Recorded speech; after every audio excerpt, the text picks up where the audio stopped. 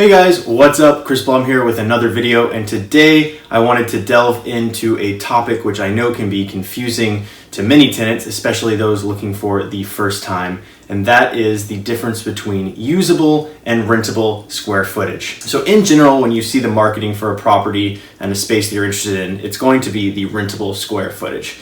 This means that it includes the pro rata share of the building's common areas. So these include things such as lobbies, common hallways, bathrooms, gyms, shared conference rooms. It can even include things like janitor's closets. The way this is calculated is they take the entire rentable square footage of the building, including all these areas, and divide it by the total usable square footage of the building, and that gives a load factor. Then when they go through and measure each individual space, they can apply a load factor to that space, which gives the rentable square footage. This load factor will depend on a number of factors: how big the building or project is and the type of tenants that occupy it, whether they're full floor or multi-floor tenants, or if it's a true multi-tenant building with several tenants on each floor. But in general, the load factor will be somewhere between 10 and 20%, although I have seen higher. So this is why when you go into your space and you're measuring with a tape measure, that you may not come up with the same number. In fact, you probably will not come up with the same number that's being marketed.